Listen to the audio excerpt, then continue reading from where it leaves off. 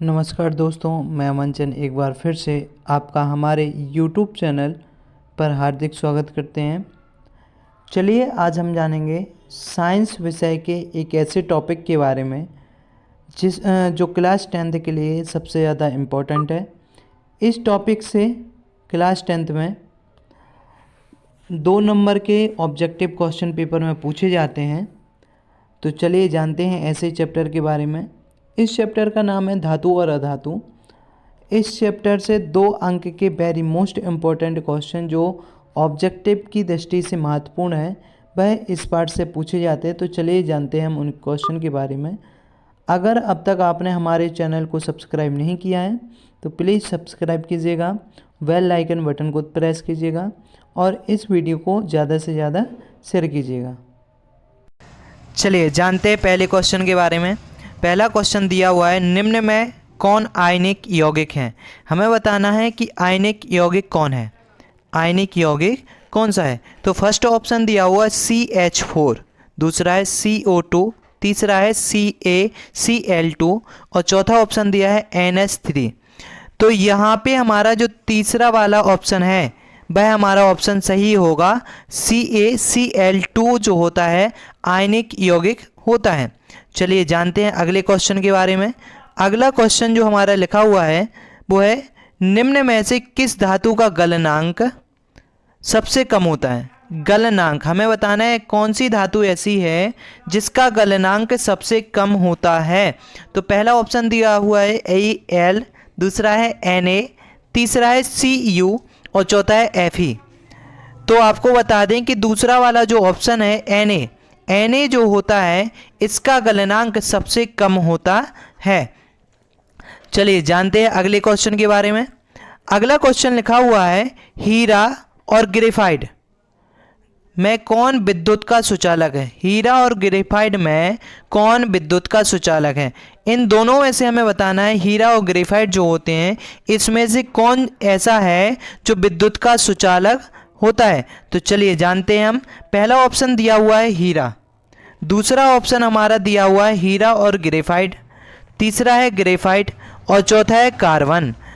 तो हमारा यहाँ पे तीसरा वाला ऑप्शन सही होगा। ग्रेफाइट जो होता है विद्युत का सुचालक होता है। चलिए जानते हैं चौथे क्वेश्चन के बारे में। चौथा क्वेश्चन लिखा हुआ है, ठोस अवस्था में विद्युत संयोजक यौगिक विद्युत का चालन करते हैं। कौन सी अवस्था में? ठोस अवस्था। तो आपको बता दें अवस्थाएं कितनी होती हैं? 3 प्रकार की होती हैं, ठोस, द्रव और गैस। 3 तरह की अवस्थाएं पाई जाती हैं। तो इन 3 तरह की अवस्थाओं में से ठोस अवस्था में विद्युत संयोजक यौगिक विद्युत का चालन करते हैं। तो पहला ऑप्शन है करते हैं, दूसरा धीमी गति से करते हैं, चौथा नहीं करते हैं और पांचवा सभी कथन सत्य हैं। तो यहाँ पे हमारा तीसरा वाला ऑप्शन है नहीं करते हैं। ठोस अवस्था में विद्युत संयोजन यौगिक विद्युत का चालन नहीं करते हैं। चलिए जानते हैं 5वें क्वेश्चन के बारे में। 5वां क्वेश्चन लिखा हुआ है, विद्युत संयोजक यौगिक कार्बन डाइसल्फाइड में क्या करते हैं। कौन? विद्युत संयोजक यौगिक कार्बन डाइसल्फाइड में क्या करते हैं। तो हमें ऑप्शन दिया हुआ है घुलनशील होते हैं, दूसरा अल्प घुलनशील होते हैं, तीसरा बिल्कुल अघुलनशील होते हैं और चौथा है घुलनशील नहीं होते। तो यहाँ पे जो है 4th वाला ऑप्शन हमारा सही होगा, घुलनशील नहीं होते। चलिए क्वेश्चन नंबर 6 देखते हैं। क्वेश्चन नंबर 6 लिखा हुआ है, विद्युत अपघटन में इलेक्ट्रॉन मुक्त होता है। कौन होता है? विद्युत अपघटन में कौन मुक्त होता है? इलेक्ट्रॉन मुक्त होता है। तो 6 वाले में पहला ऑप्शन दिया हुआ है एनोड पर, दूसरा कैथोड पर, दोनों पर, इनमें से कोई नहीं। तो हमारा फर्स्ट वाला जो ऑप्शन है एनोड पर विद्युत अपघटन में इलेक्ट्रॉन मुक्त होता है, वो भी कहाँ पे होता है? एनोड में होता है। कहाँ पे? एनोड में होता है। चलिए जानते हैं क्वेश्चन नंबर 7 के बारे में। बॉक्साइड निम्नलिखित में किस धातु का अयस्क है। हमें बताना है बॉक्साइट जो होता है निम्न में से कौन सी धातु का अयस्क माना जाता है। ऑप्शन दिया हुआ है मैग्नीशियम, दूसरा है सोडियम, तीसरा है एल्यूमिनियम और चौथा है बेरियम। तो यहाँ पे हमारा तीसरा वाला ऑप्शन सही होगा। एल्यूमिनियम जो होता है बॉक्स धातु का अयस्क होता है। कौन सी धातु का? बॉक्साइट का अयस्क होता है। चलिए जानते हैं क्वेश्चन नंबर 8 के बारे में। क्वेश्चन देखते हैं। क्वेश्चन लिखा हुआ है कोई धातु ऑक्सीजन के साथ, किसके साथ? ऑक्सीजन के साथ अभिक्रिया कर उच्च गलनांक वाला यौगिक निर्मित करती है। कोई धातु ऑक्सीजन के साथ अभिक्रिया कर उच्च गलनांक वाला यौगिक निर्मित करती है। यह यौगिक जल में विलय है। यह तत्व क्या कहलाता है या फिर क्या हो सकता है? तो ऑप्शन दिया हुआ है कैल्शियम, इसके बाद है कार्बन, फिर दिया हुआ है सिलिकॉन और इसके बाद लिखा हुआ है लोहा। तो यहाँ पे हमारा फर्स्ट वाला ऑप्शन सही होगा, कैल्शियम कहलाता है। चलिए जानते हैं क्वेश्चन नंबर 9 के बारे में। टाइटेनियम, क्रोमियम, मैंगनीज तथा जिरकोनियम धातुओं को कहा जाता है। इन धातुओं को क्या कहते हैं? ये 4 तरह की जो धातुएं आपको दिख रही हैं, इन धातुओं को क्या कहा जाता है? तो पहला ऑप्शन दिया है महत्वपूर्ण धातु, दूसरा समृद्ध धातु, तीसरा है प्राचीनतम धातु और चौथा है कोई नहीं। तो यहाँ पे हमारा जो तीसरा वाला जो ऑप्शन है वो सही होगा, प्राचीनतम धातु उसे हम कहते हैं। उसके बाद है क्वेश्चन नंबर 10। क्वेश्चन नंबर 10 में लिखा हुआ है ऐसे तत्व जो इलेक्ट्रॉन को त्याग कर धनात्मक आयन बनाते हैं उसे कहते हैं। हमें बताना है ऐसे तत्व जो इलेक्ट्रॉन को त्याग देते हैं और धनात्मक आयन बना लेते हैं तो उसे हम क्या कहते हैं? तो पहला ऑप्शन दिया हुआ है अधातु कहते हैं, दूसरा उपधातु कहते हैं, तीसरा है धातु कहते हैं और चौथा है मिश्र धातु कहते हैं। तो यहाँ पे हमारा तीसरा वाला ऑप्शन सही होगा, धातु कहते हैं। चलिए जानते हैं अगला क्वेश्चन। 11वां क्वेश्चन लिखा हुआ है लोहा निम्न में किस धातु को उसके लवण से विस्थापित कर सकता है? कौन? लोहा धातु को कौन से लवण से विस्थापित कर सकता है? तो पहला ऑप्शन दिया हुआ है सोडियम, दूसरा है पोटेशियम, तीसरा है मैग्नीशियम और चौथा है कॉपर। तो यहाँ पे चौथा वाला आंसर हमारा सही होगा, लोहा निम्न में से कॉपर धातु को उसके लवण के साथ विस्थापित कर सकता है। चलिए जानते हैं अगला क्वेश्चन। ग्रेफाइट कार्बन का एक अपर रूप है। ग्रेफाइट कार्बन का एक अपर रूप है। तो पहला है मुलायम है, दूसरा है कठोर है, तीसरा है द्रव है और चौथा है गैस है। तो यहाँ पे हमारा जो पहला वाला ऑप्शन है वो सही होगा, मुलायम है। ग्रेफाइट कार्बन का एक अपर रूप है, वो भी कैसा है? मुलायम है। चलिए जानते हैं अगला क्वेश्चन। आभूषण बनने वाला सोना होता है। हमें बताना है कि जिससे आभूषण बनाए जाते हैं वो सोना कितने कैरेट का होता है? 22 कैरेट का होता है, 24 कैरेट का होता है, 16 कैरेट का होता है, 15 कैरेट का होता है। तो यहाँ पे हमारा फर्स्ट वाला ऑप्शन सही होगा, वो होता है 22 कैरेट का सोना। चलिए जानते हैं अगला क्वेश्चन हमारा।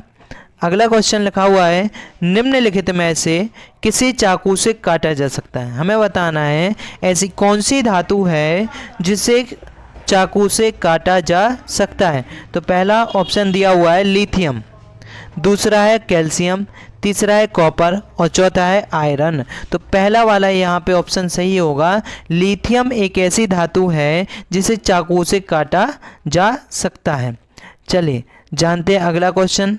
जिस तार से आपके घर तक बिजली पहुंचती है किन चीज़ों की परत चढ़ी होती है? हमें बताना है ऐसे तार जिनके द्वारा हमारे घर में बिजली आती है उनके ऊपर कौन सी परत चढ़ी होती है। तो पहला लिखा हुआ है सोडियम क्लोराइड की, दूसरा कॉपर क्लोराइड की, तीसरा पॉलीविनाइल क्लोराइड की और चौथा है मैग्नीशियम की। तो यहाँ पे हमारा तीसरा वाला ऑप्शन सही होगा, पॉलीविनाइल क्लोराइड की जो होती है उसके ऊपर परत चढ़ी होती है। चलिए जानते हैं अगले क्वेश्चन के बारे में। सिलिका क्या है? हमें बताना है कि सिलिका क्या होती है। सिलिका क्या होती है? धातु होती है, अधातु होती है, उपधातु होती है, इनमें से कोई नहीं। तो यहाँ पे तीसरा वाला जो ऑप्शन है वो सही है, सिलिका एक उपधातु है। चलिए जानते हैं अगले क्वेश्चन के बारे में हम। लोहा से जिंक लेपित करने की क्रिया को कहते हैं। लोहा से जिंक लेपित करने की क्रिया को क्या कहा जाता है? तो उसे पहला ऑप्शन में दिया है संचारण, दूसरा गैल्वेनीकरण, तीसरा पानी चढ़ाना और चौथा है विद्युत अपघटन। तो दूसरा वाला यहाँ पे ऑप्शन सही होगा, गैल्वेनीकरण जो है लोहा से जिंक लेपित करने की क्रिया कहलाती है। चलिए जानते हैं अगला क्वेश्चन हमारा।